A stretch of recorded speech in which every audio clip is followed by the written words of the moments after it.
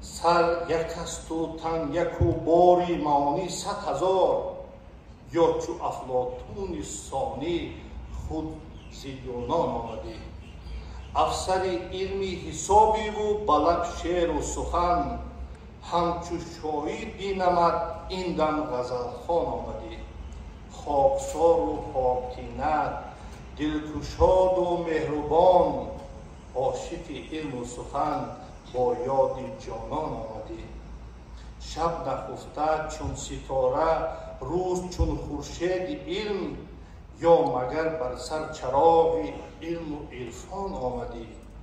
بر فلک از پغنه گویا نردبان افتاده ای ای که خاکی پغنه بر سوی کیهان آمدی. تشنگان علم را شاداب بنموده عجب در دل صحرای فن مثل زرافشان آمدی.